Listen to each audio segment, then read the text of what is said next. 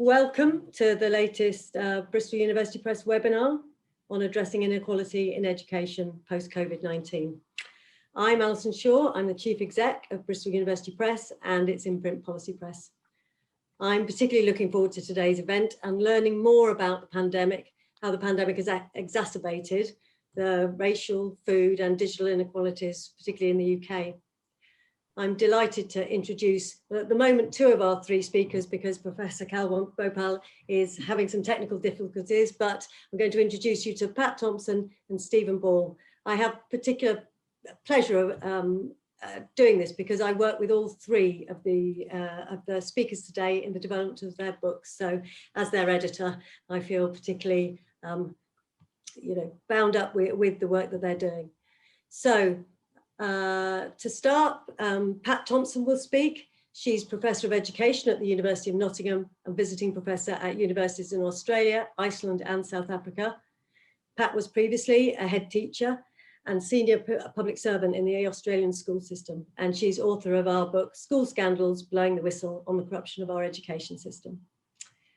Following Pat will be Professor Stephen Ball, who's the author of The Education Debate, and the fourth edition of which will be published shortly. Stephen is Emeritus Professor of Sociology of Education at UCL London and is a consulting editor of the Journal of Education Policy. And finally, when Kalwant gets to join us, Kalwant is author of White Privilege, the Myth of a Post-Racial Society. She's Professor of Education and Social Justice at the University of Birmingham and Director of the Centre for Research on Race and Education. She's visiting professor at Harvard from 2019 to 20 and is currently visiting professor at King's College London. So that's the introductions. The speakers will talk for 10 minutes each. And after that, I'll put your questions to the panel. So please use the Q&A function at the bottom of your screen. We may, of course, not be able to cover all your questions, so apologies in advance if we don't have the chance to cover yours. But we really welcome everybody putting as many questions as you can to the panel. So if you have any technical issues, please use the chat to highlight that, and my colleague Jess Miles will be managing it in the background if needed. We'll also be giving you information about how to order our speakers' books at discount, and there'll be a recording of the webinar after the event. So without further ado, I'm going to hand you over to Professor Pat Thompson. Thank you.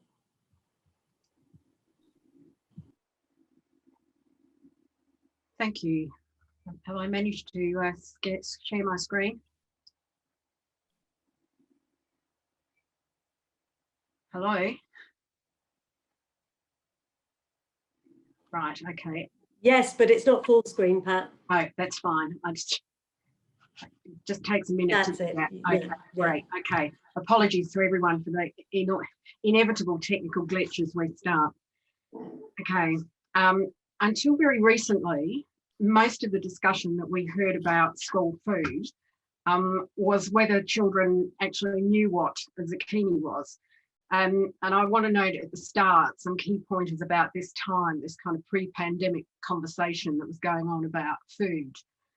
And despite the fact that concerns about school dinners and the links to nutrition and health had been discussed extensively in schools, within the health profession and among food academics, it took a celebrity chef to get the media and politicians to pay attention, and then two more celebrities to develop the school food plan. And this co-location of food, media and celebrity appear again today. The school food conversation, which was either about health, the problem of obesity, or about foodiness, local food sourced locally, positioned different parents differently. Working class mums were portrayed in media as being rather too fond of the chippy, and middle class mums as too fond of putting prepackaged treats and white bread into their children's lunch boxes. And this practice of stigmatising around food goes on today as well, too. The food professionals in the kind of popular discourse knew better than parents, school cooks and children, but so did good schools. And schools, in fact, these days frequently advertise their healthy meals as part of their promotional activities. Now, I want to suggest that this good food conversation acted as a kind of cloak of invisibility. There was an occasional focus on whether the funding for school meals was adequate to provide the nutritious school meal that was being advocated, which of course it wasn't. but the social realities of food poverty in the UK rarely got a mention. Of course, schools serving working class and poor communities knew that school dinners were a poverty alleviation strategy, part of a public health as well as an education public policy. They knew that many children and their families needed school dinners. Schools didn't advertise school dinners as something to help poor families. The cloak of invisibility hid the reality that some 20% of children in the UK experience moderate to severe food insecurity. And that's the fourth highest number in the EU, probably just as well that we've left. And a whopping 10% regularly go hungry. And the UK topped the EU list of severe child hunger. The COVID-19 pandemic exacerbated and accelerated the growth of people experiencing both moderate and severe food insecurity. Families living in poverty really needed food charities and their schools to step up, and they did. As soon as the first lockdown was declared, schools responded. They delivered packed lunches. They set up lines of credit with local corner shops and supermarkets. The government also took action, and here we can see some of the characteristic patterns of the current Conservative government. And we just have a look at the kind of escalation of demand for food parcels that's occurred in the UK during the pandemic.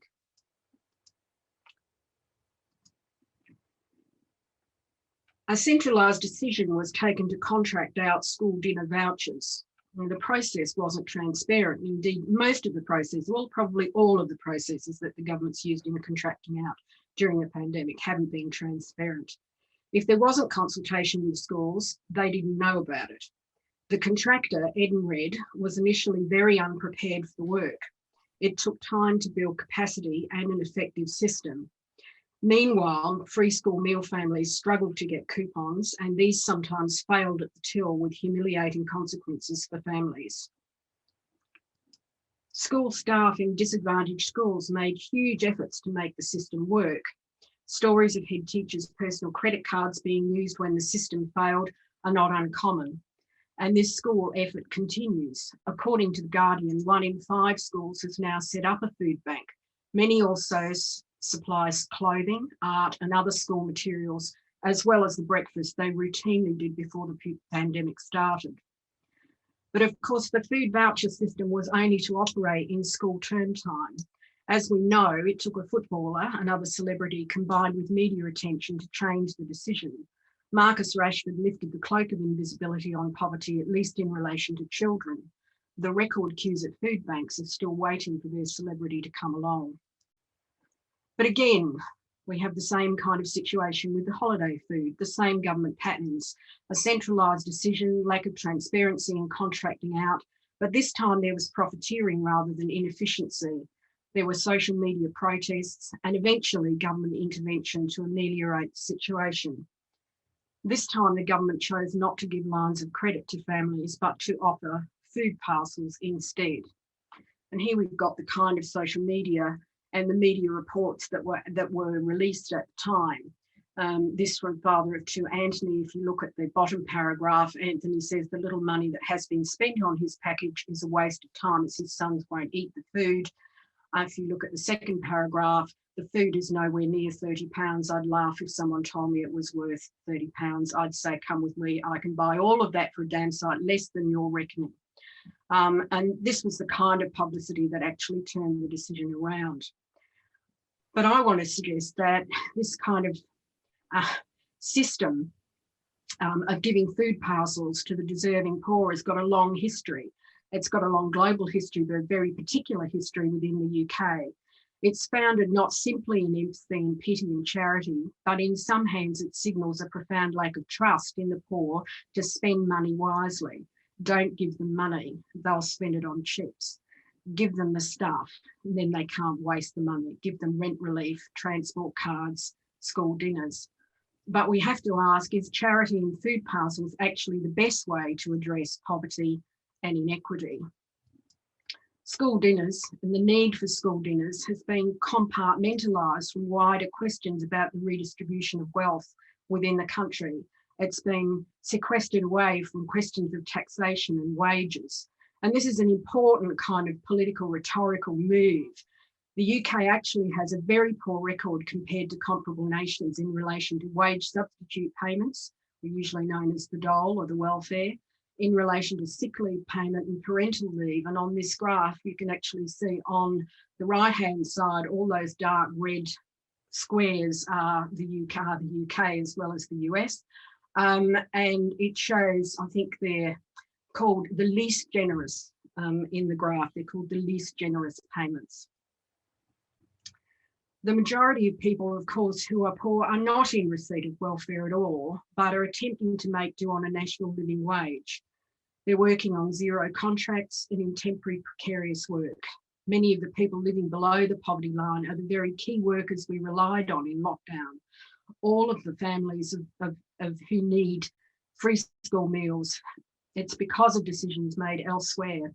They're made outside of education policy. They're made in multinational boardrooms, and they're made in Westminster offices. The current struggles, for example, about retaining the increase in universal credit, the unexplained cuts in pupil premium, which disproportionately affect disadvantaged schools, and the potential reversals of school holiday food subsidies, together with the need for a national living wage, they're not separate questions, nor are they disconnected from the histories of demonising the poor and the current realities of corruption and the massive welfare payments made to huge multinational companies and particular political donors. Starting with food dinners, starting with school food and with school dinners leads us to the bigger picture. I want to finish by saying that connecting the policy dots and refusing to let the cloak of invisibility descend again is a crucial next step for all of us concerned about equity and injustice in the UK. Thank you.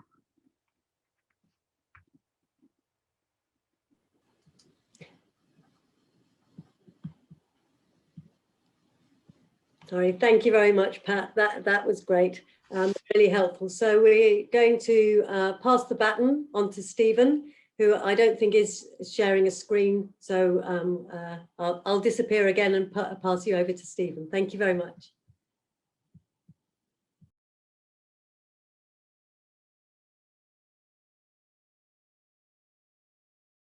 Hello. Yes, no slides from me, I'm afraid. So you're going to have to sit there and look at me talking, or look at the wall and amuse yourself in other ways. What I'm going to say has various links to what Pat has already said, and I'm sure will link to what is being going to be said later. I want to make in a foolhardy way, make 3 points, and they're fairly simple and straightforward. The first one is that what COVID and its associated effects have done in relation to education is to demonstrate and reiterate the inequalities and unevenness that is already embedded in our education system. The second point I want to make, which is where Pat finished, is that what this is also demonstrated is the relationships of educational inequalities to ingrained economic and structural inequality. And then the third point, which is both related and unrelated in some ways, is that the COVID and the response to COVID has provided various opportunities through policy interventions for opportunities for profit and greater incursions by edu businesses into education services and delivery. So in terms of the existing inequalities and unevenness in the system, if I can just throw a few figures at you. A recent Sutton Trust report tells us that 23% of pupils reported taking part in live and recorded sessions online every day during the period of lockdown. But within that, pupils from middle-class homes, 30% reported participation, compared with 16% in working class homes. In private schools, 51% of primary and 57% of secondary students had access to online lessons every day. In their counterparts in state schools, 50% of teachers reported receiving 3/4 of work back from students, but only 8% reported receiving such work in less advantaged state schools. Overall, during the period of lockdown, more than 2 million children had no access at all to work online provided by schools or other providers, or logged on if they were able to for less than 1 hour a day. Only 4 in 10 pupils have been in regular contact with their teachers during the lockdown period. We can find similar things in higher education. A recent Office for Students report found that 52% of students said their learning was impacted by slow or unreliable internet connection. 71% reported lack of access to a quiet study space. 22% were severely impacted by that. 18% were impacted by a lack of access to a computer or laptop, and 4% said they were extremely or severely impacted. Behind those figures in terms of participation in online activities or interactions with teachers is a much simpler statistic, which relates to what we might call digital exclusion or digital poverty. The likelihood of access to the internet from home increases dramatically with income. 99% of households earning more than £40,000 a year have internet access at home, 99%. Of those in the band of £6,000 to £10,000 a year, only 51% of homes have access to the internet. To have an internet account, you need a bank account, a permanent address, and a positive credit rating. All of this, of course, has implications not only for families in terms of the decisions they make about the internet, but a broader set of decisions which also relate to things that Pat has already talked about. On a recent report on the internet, Matt Morden, who's head of a Surrey Square primary school in South London, said of his children, if families are struggling, the priority is going to be food, not data. Those without online connections miss the sense of belonging to, and the closing of schools has brought the digital divide to the fore. In a sense, what this demonstrates is the relationship of education to income, to economic inequality, and to poverty that has always been there, but it is now demonstrated in grand terms or terms that make sense in media presentations in relation to digital access. And another recent report by the Institute of Financial Fiscal Studies argues that the negative effects of all this for children in disadvantaged homes is 50% larger than is the case for children in other homes. And they also go on to say, and I quote, the clear possibility is that the effects of lost learning could be neutralized for those from well-off families, and the long-run negative effects could be concentrated among those from disadvantaged backgrounds. The other point, the third point I want to make is a slightly different one, and I'll try and do that very quickly. And that is that the opportunity of COVID, as it has presented itself through various policies to business and other providers to take up opportunities for participation in education policy activities and to make profit. And I'll give you 3 examples. Pat has already offered another example, which is the contracting out of the provision of food coupons. But in terms of more direct educational provision, you'll probably be aware that the Academic Mentors Programme, which was initiated in September 2020, providing academic mentors to schools, is run by the education charity Teach First, and the government has provided Teach First with £6.8 million to run the initiative on their behalf. The second example is the Tuition Partners Programme. This is run for the government by Education Endowment Foundation. It involves the activities of 32 different organisations, including charities, One School Partnership, and several private firms who are contracted to run tutoring activities for disadvantaged children in schools, and approximately 15,000 tutors are involved in the scheme. But perhaps most significant in some ways is that from the period April to September 2020, Google and Microsoft and other providers in other countries have offered various of their education platforms, in the case of Google and Microsoft, G Suite Education and 365 for Education, to school systems for no charge in the period April to September.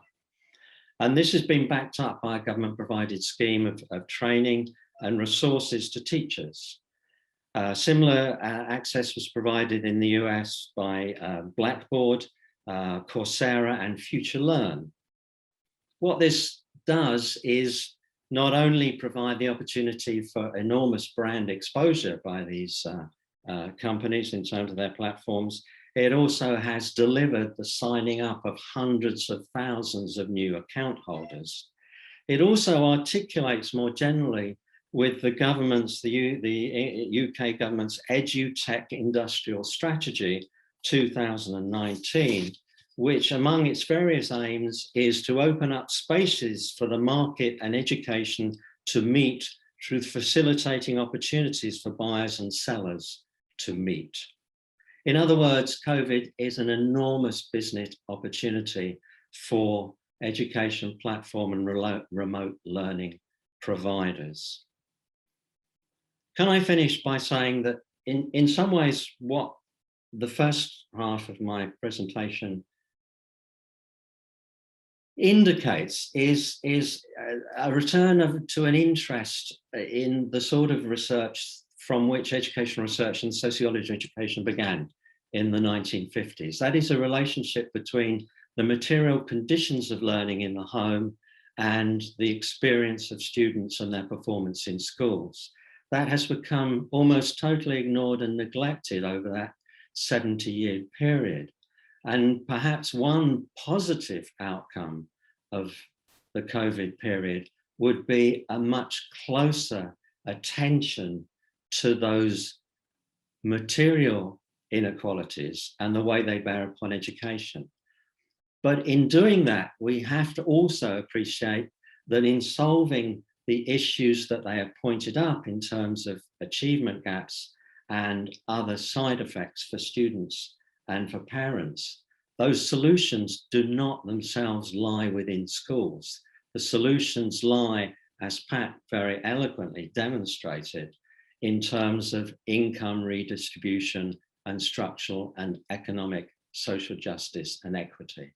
Thank you very much.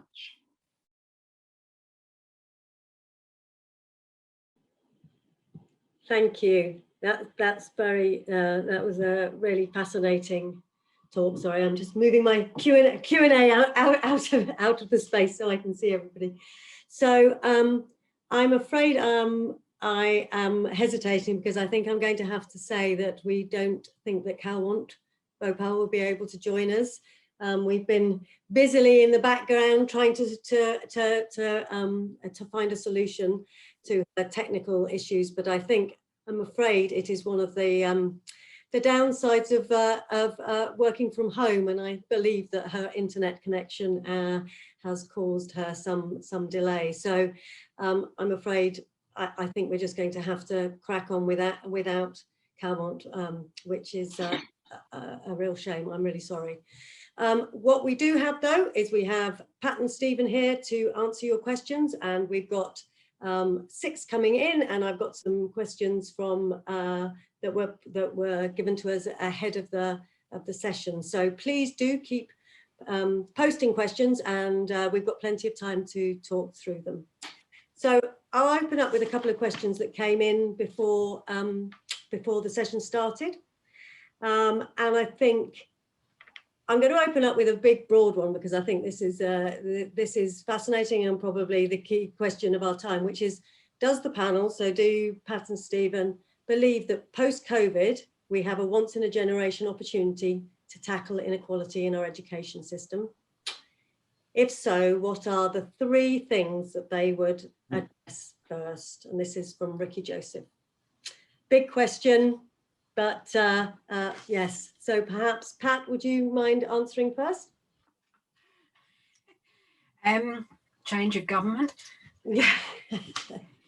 Seems to me to be the obvious answer. I mean, I find it hard to believe that this current government is, well, I guess this current government can be pressured. We've seen occasions where the government has been forced to do things, and I've given a couple of examples of those, I guess, and pointed to things like combinations of media and celebrity, and populist governments are obviously vulnerable on that score. I'm increasingly interested in the way in which there are a plethora of small legal challenges being mounted by people around questions of corruption, and corruption in government now seems to be a kind of a key issue with the possibility of being tackled in some way or another. But again, I can't help but be somewhat cynical about, you know, how readily the current coven of politicians are actually going to yield to that. It does seem to me that, you know, the kind of key question in relation to equity and social justice actually has to be around questions of employment and a kind of living wage. That I think the kind of short-term issues around maintaining taxation relief through universal credits, but ultimately it seems to me the issue is about trying to change the kind of public policy agenda that we've got in order that people can actually have a decent living wage and they're not depending on various kinds of handouts. And the other thing I'd want to do, I think, is have a really serious look at the differential funding that between schools that serve different communities. And I think I've always said, as a kind of someone who was a head teacher for a long time in disadvantaged schools in Australia, disadvantaged schools have to do a hell of a lot more with a hell of a lot less. And I don't think, you know, the pupil premium touches what it is that that the schools actually have to do, and they have done willingly and, you know, 24/7, many of them during the pandemic. I'm sure Stephen's got some things to add. Thank you. Yes, Stephen. Well, just very, very quickly, there is an opportunity in a sense, because as I suggested, there's a refocusing of attention on issues which are not to do directly with the schools. But as soon as I say that, if you look at any of the policy responses as they're beginning to happen, they are refocusing attention on schools. So the mentoring program or the tutors program, it says, or Teach First says, we're keen to help as many schools in disadvantaged areas as possible. So that the focus is back on schools as solving the problems, which actually lies elsewhere. Policies are actually looking in the wrong place. And we know this from educational research. Educational research tells us that if we want to explain the variance of performance between students, and we look at the different factors, virtually the smallest factor is actually schools. Schools make about 10 to 15%, or explain about 10 to 15% of the variance in pupil performance. Socioeconomic background explains over 50%. Duh. Where do you look for your solution? Schools are not the solution. The solution is in the area of wages, employment, housing, and income distribution, redistribution. If those are not addressed, nothing's going to change. Yeah, no, and we've had a few questions that are you know crystallizing around that. I mean, so we now have lots of questions. So I will try and see how best. So Calwant briefly, or Calwant's son briefly popped into our screen and disappeared again. So I'm still hopeful that maybe she'll be able to turn up.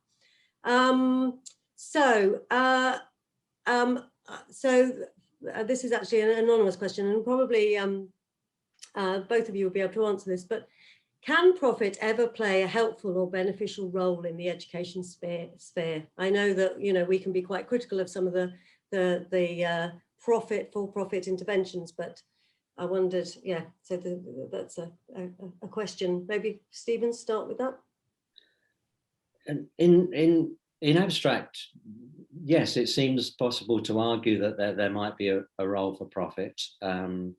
And there always has been the possibility of profit. Companies sold desks and chairs and books and things to schools forever. And people like Bill Gates argue that social capitalism, as he puts it, can solve problems that the public sector or the state can't. But I think the problem is with the bottom line. The bottom line for profit-oriented organizations is profit or shareholders, their dividends. And if you look at the history of this in various locations, you can find many examples when a situation arises where there's any conflict between shareholder interest or profit and the interests of students, families and schools. It is profit and the shareholders who are always given priority. And I think that is the bottom line problem with profit. Yeah. Pat, did you want to come in on that? I guess, you know, I might go back a bit to my kind of historical roots and suggest that, you know, obviously there are instances that we can look at in the UK where profit-making ventures did do some form of social good. It was also social good that connected with their own interests. So if you look at, you know, some of the utopian villages, there's a little one here in Nottingham, you know, the Cadbury village, which was set up around a coal mining, you know, venture. You know, if you look at those kind of little model towns, those little utopias, I mean, there are obvious instances, but they bring some costs with them as well. The kind of living in the company town brings some costs with it. But perhaps there are ways of rethinking and building on what's known from those kinds of histories about how it is that in communities where there are still functioning kind of businesses, and let's not forget that they're not everywhere, they're unevenly distributed around the country, and that's part of the issue. You know, perhaps there are ways of rethinking that a bunch of industries might together think about what it is they could do for their local community and beyond, as well as perhaps paying more taxes. I mean, as sort of a first step, it would seem to me that to actually get people who take a lot of money out of the country to actually put it back in terms of taxation income would be a start. But it does seem to me there are kinds of issues around, you know, community chests.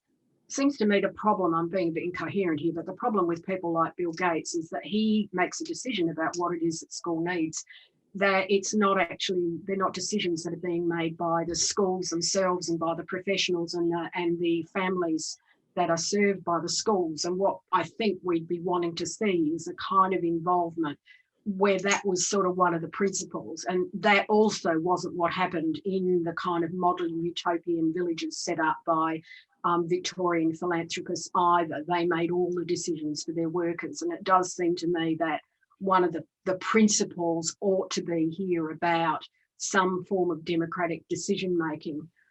How that sits with shareholders, I don't know.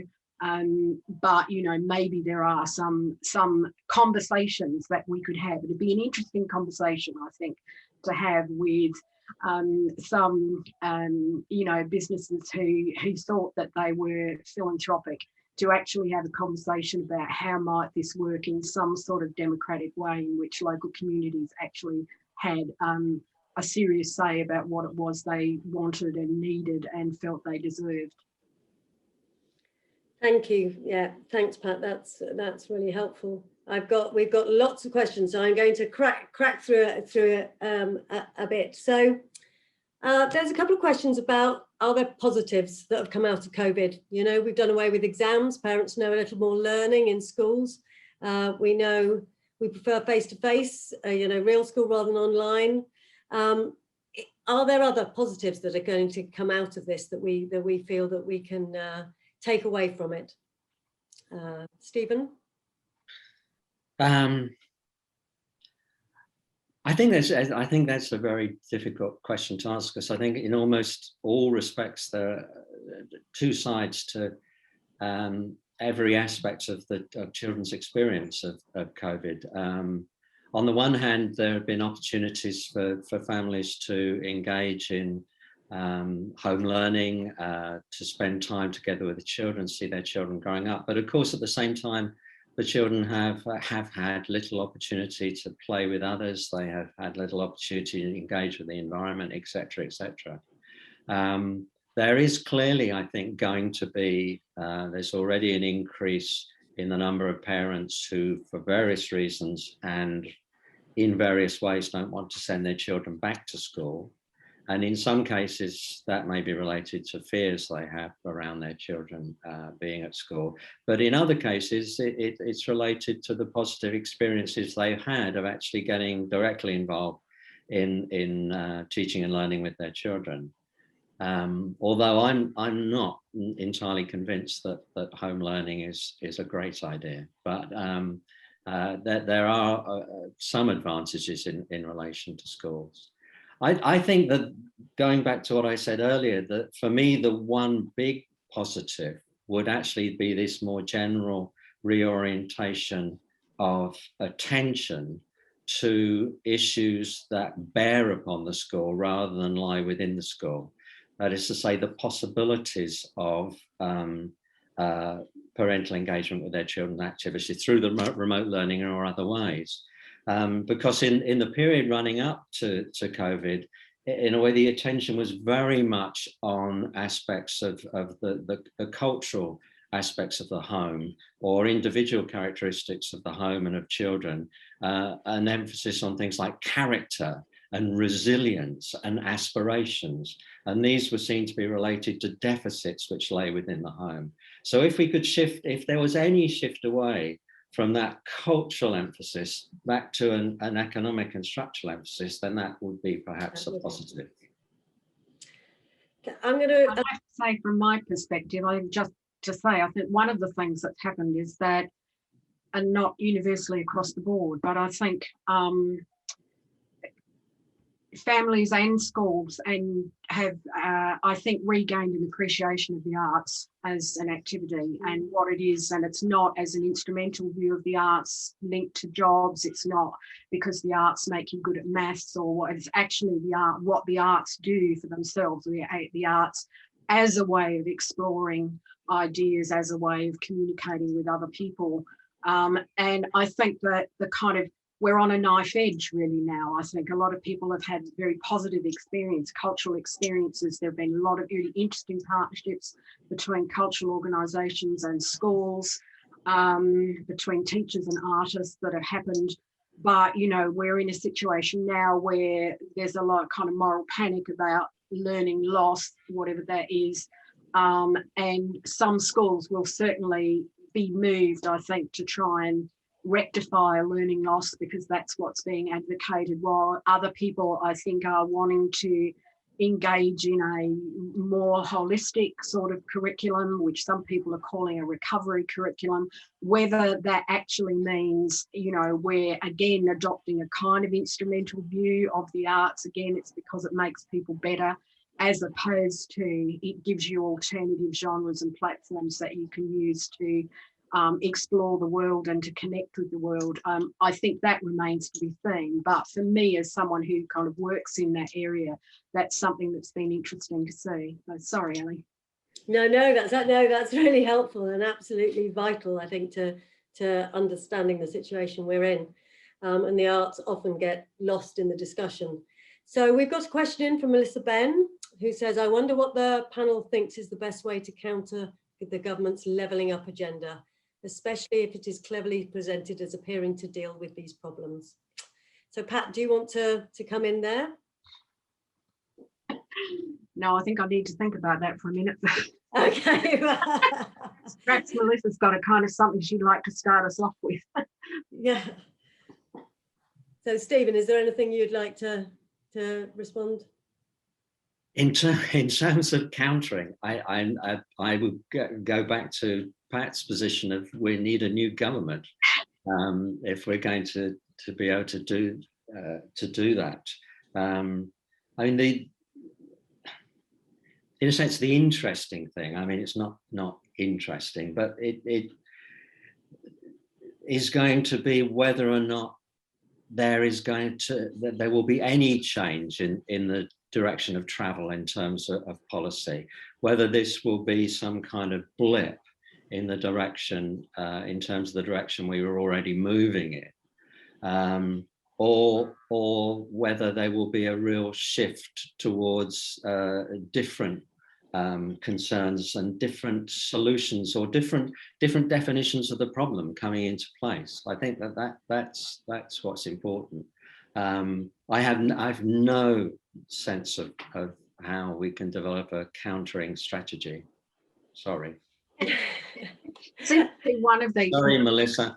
One of the issues, it seems to me, is that we've got to get our heads around is actually trying to blow open this incredibly narrow definition of equity that's been kind of foisted on us through policy, which is where equity somehow equates to being achievement on a bunch of sort of extremely narrow tests and exams. And I think we've just got to really blow that away in somehow and actually talk about a much kind of richer set of ways of understanding equity and social justice, really. And it's because levelling up implies you're levelling against something, so we've got to actually be able to argue about what's the measure that we're trying to level up, it seems to me. And so there perhaps is an opportunity, you know, and there is, for example, you know, lobbying now around questions of assessment, and what kind of assessment we should have. We haven't had exams, as you know, has already been noted. Perhaps there is an opportunity around questions of assessment and questions of testing to actually open up that discussion. But again, I'll come back to my point. I think we need a few celebrities on side here to actually you know, to actually start making these kinds of cases with us, because I think by ourselves, I think we very easily just get lumped in a kind of little group as sort of provider capture. And certainly those of us now in higher education are just, you know, very easily dismissed as being out of touch and, you know, cloth-eared in some way or another. Yes, yes. I'm going to, a policy question here. So from Isabel McLeod, I was wondering for the panel, what you think the role of Ofsted could be in mitigating the impacts of inequality in education, or indeed if Ofsted has a role at all. So something at a, you know, at a higher management level. Stephen, did you have a view? I can't imagine any way whatsoever in which Ofsted could contribute of anything of any use. It seems to me to be a total irrelevance as far as the current situation in schools is concerned. I keep saying this, but it seems to me, looking at the policy responses to the problems and side effects created by COVID are falling back into the well-established discourses which were already embedded in education policy. It's talking about, you know, giving more levels of support to schools in disadvantaged areas. It's offering tutoring opportunities to schools in disadvantaged areas. It's involved the distribution of laptops introducing new forms of assessment.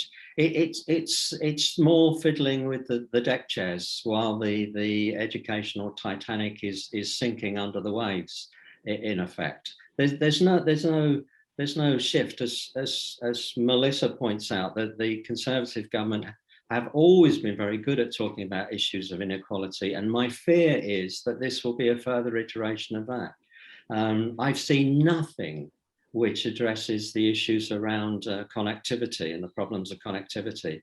Giving out laptops to people who don't have an internet connection is not one of the best policy solutions that anybody's yet come up with. There's a more fundamental problem. And that fundamental problem is the dilemma, or the choice, as Matt Malden put it, between food or an internet connection. And the answer to that dilemma is a very obvious one. So my fear is that we just go back onto the same round of the usual suspects being tasked with providing the usual solutions, and Ofsted being one of them. Yeah.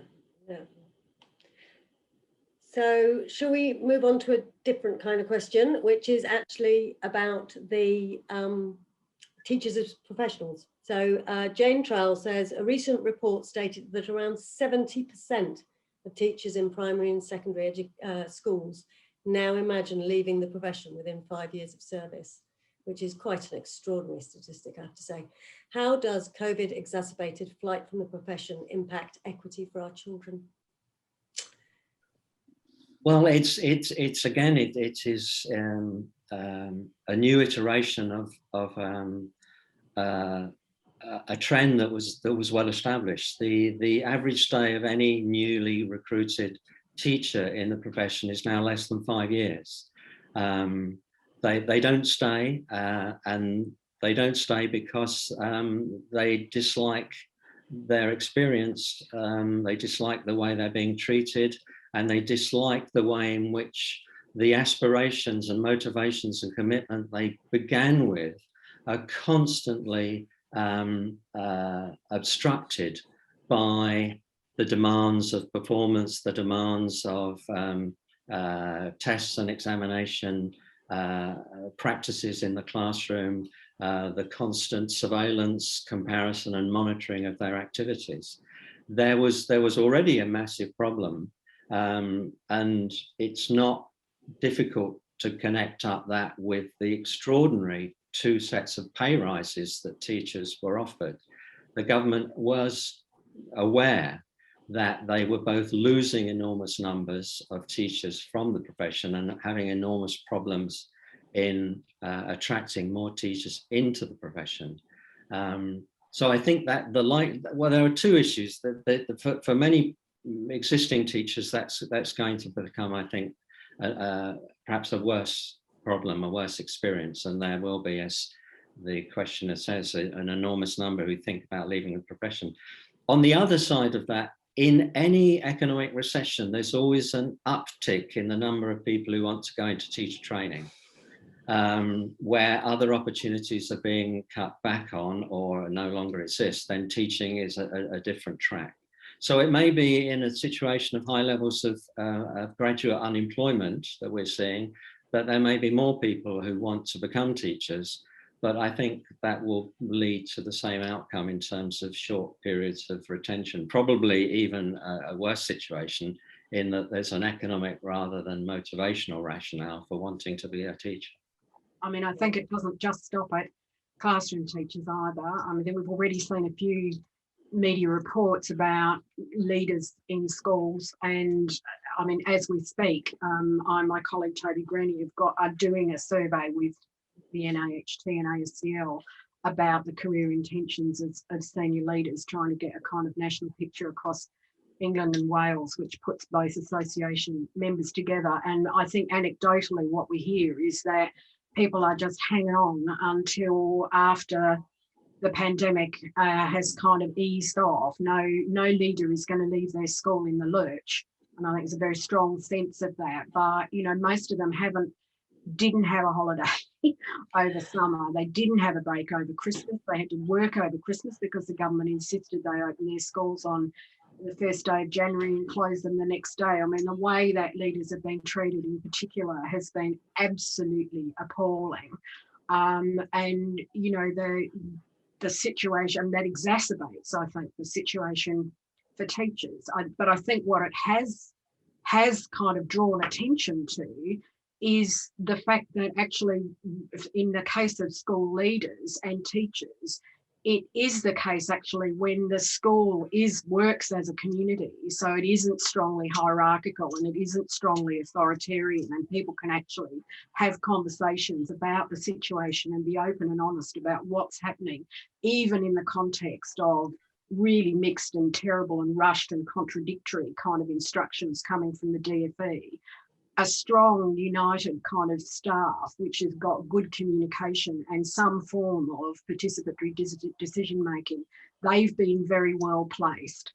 And I think it's also shown that, you know, where local authorities were actually still in a position to have some kind of infrastructure, they've also been really important. And I know there are a number of academies, for instance, that have been working as part of networks with local authority schools during this kind of period. There are little kind of interesting phenomena, I think, that where we can see perhaps older forms of a more collegial style of school actually re-emerging during this time. And I think it is one of the things that I hope actually happens, and that people might look at a more kind of human-centred approach to school, to leading schools, to making school decisions, to talking with parents. I think we've seen some of that, and it would be great if we saw more. Yeah, thank you. Couldn't agree more, Pat. I'm going to move us on to a question that focuses on technology, so the intensified adoption of technology. And a question from Laura that asks, how do the panelists think the increased datafication of society impacts on inequality in education, but particularly in relation to education, of course? So how is this, you know, this move to the adoption of technology and data and a data analysis changing the impacts on inequality in HE was specifically the question. HE. Yeah. Well, information technology generally, but also remote learning, teaching and learning software, blended learning, more specifically, are obviously making enormous headway in this period. And that headway is perhaps even more evident in higher education than at school level. I think the fundamental aspects of that, well, there are two, I think, that seem to me, there are lots of them, but two that seem to me to be of particular importance. One is that it changes the experience of learning in very significant ways. It changes the way in which we understand what learning is. In a way, learning is redesigned through the skills and expertise of code writers, software designers, and animators who create worlds within which then students are expected to learn. They're often given freedom within those worlds to make decisions about speed, direction, choice of different possibilities. But all of those possibilities are pre-written into the software. So it's creating a different experience, and it's bringing in an entirely different set of expert knowledges into play in terms of what we understand as pedagogy. Teachers, in this sense, are being residualized. They become more providers of resource materials, which are then built into these blended learning activities. So I think that's one aspect of it, which is important, the nature of the learning experience. The other one is the implications for the extent to which we are recorded and monitored and surveilled through our interactions online. In effect, through any platform, every keystroke, both by teacher and learner, is recorded. Every test result is recorded. Every interaction with every aspect of learning is recorded, and they can be learned. That recording can be used in a variety of ways. It can be used for data analytic feedback for the teacher to work with their student. It can also be used to make judgments about the effectiveness of the teacher, the lecturer. It can create possibilities for looking algorithmically at the relationship between the input of the teacher and the student's performance on tests. So there are all sorts of implications in terms of the way in which learning and teaching is surveilled. And I think those are the most significant implications. Underlying of that, of course, and it is going back to where I started, that all rests on a structural pattern of digital exclusion. So in some ways, you could argue those who don't have access to the internet are privileged by the opportunity of not being required to engage in these on-learning activities. Thank you, Stephen. Pat, would you like to add any further comments to that question? Only just really to say that it's also worth asking, I think, what is data, what data is not kept, what doesn't get counted, and what doesn't ever get made public. And it does seem to me that, you know, we have at the moment, you know, a situation where there is enormous surveillance and data collected on the people by government and business, and very little of the data about them and their operations is actually available for us to look. So, you know, the bottom-up gaze is pretty impaired. Yeah. Thank you. Well, I can't quite believe it, but we are now at 5 o'clock. We had 35 questions and we haven't been able to answer them all. So we're really sorry. And I can also see that the chat has been incredibly active. So I do apologise. I also apologise for the fact that we missed Calwant, and hopefully we'll be able to have her insights through some other form. We'll speak to her about how we can do that. So thank you to everybody for joining us at this Bristol University Press webinar. Thank you particularly, of course, to Pat and Stephen. That's been insightful. We could have carried on for a very long time. And there's still questions coming in. So it's quite frustrating that we're going to have to stop. But in terms of the work that Stephen, Pat and Calwant have done with us in terms of the books are available at 50% discount, and I can see that that's been going through on the chat line, so please do use that. And our webinar organizer has asked me to highlight the fact that the next webinar is called The Future of Cities After COVID-19. We have a range of 5 great speakers, and it'll be on the 11th of May. And again, there's a link to register in the chat, and we'll send it on after the event. So all I can say is thank you so much. You've been superstars. It's been really, really fantastic to have you join us. And yeah, I wish we could have carried on. So thank you very much. Thank you. Thank you. Take care.